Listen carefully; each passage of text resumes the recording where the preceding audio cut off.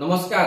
वर्तमान बड़ चर्चा चली जे पांड्यान राजनीति को फेरिबे, खूब शीघ्र फेरिबे, राज्यसभा को मध्य जिबे।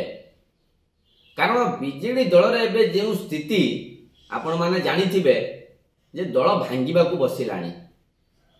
आउ यही दल को जदि बंचाइबा को हुए तले 2 नंबर नेतार आवश्यकता रहउची। आपण माने कहउथिबे 1 नंबर नेता किए ना, आपण माने तो निश्चय जानिचंती जाजपुर रो जानिथिबे, आ नाम मु धरु नाही। ताले वर्तमान भिके पांड्यान को से 2 नंबर नेता बा राज्यसभा को पठा जिबार चली योजना।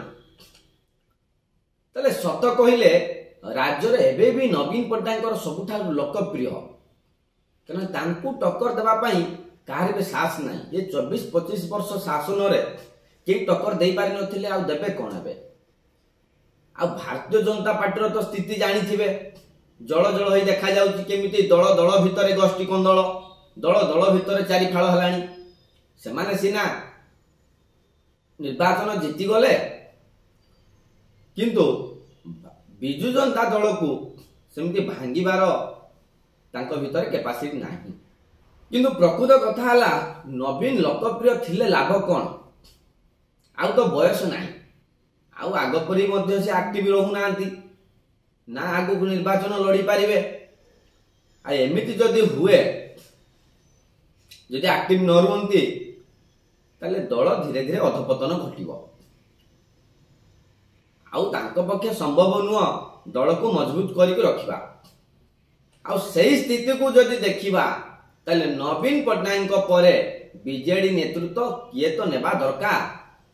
काहकु तो मंग देकी जिबे ना बीजेडी रो मंगटा। ताले नवीन ए दायित्व पांड्यान को देबा को चाहुचंती। जार चर्चा चली थिला जे पांड्यान राजनीति को आसीबे, ये पुणी विनाश होतला, पुणी राज्य पांड्यान फेरिथिले। एबे वर्तमान भितरिया गोटी चालना करूथुले, एबे मैदान को ओल्हेबे। आ सबुठारु बड़ कथा हेउची दल भितरे एबे भी तांकर सबुठारु बड़ लॉबी मध्य रहिची।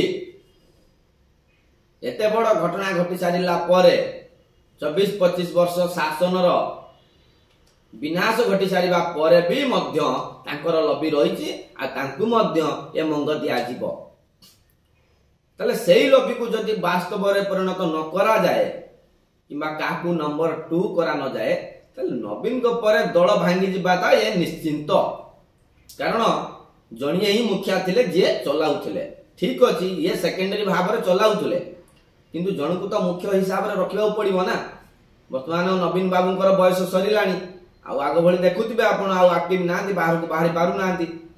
तले आगामी निर्वाचन रे बा राज्यसभा रे नै कि बिजु जनता दल रो दाबी के उठाइबो? तले केवल पांड्यान को दायित्व देले तो हेबो नै। लॉबी रहिछि पांड्यान बाबूंकर, किंतु दायित्व देबा सहित गुरुत्वपूर्ण पदवी और क्षमता देबे।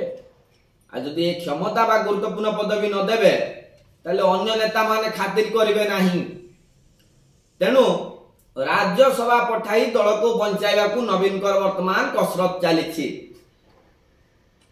आ पूर्वरु एथि नै कि बहुत परीक्षा निरीक्षा हेउथला। आपनकर मने थिबो जेतले निर्वाचन हारि थिले, बिजु जनता दल नवीन निवास रे मीटिंग बसाइथिला, आउ कमिटी गठन करा जिवो बोली कुआ जाइथिला। जे काहे कि हारि थिले से कमिटी हो तो 2 मास 6 मास चली गला, किंतु कुआ जाउची काडे लोकमानकर प्रतिक्रिया नैचंती पांड्यान को नै। आ दलीय नेता मानकर मनोभाव कोन रहउची ताकू निया जाइछि। बेस जणा पडुथो दलीय नेता मानकर मन कोन अछि से देखा जाउ, किंतु सबु देखिबा परे काडे दल भितरे एभली निष्पत्ति निया जाइछि। आ खूब शीघ्र पांड्यान राज्यसभा जिबे, आ बीजेडी मंग धरिबे। रहुची नमस्कार।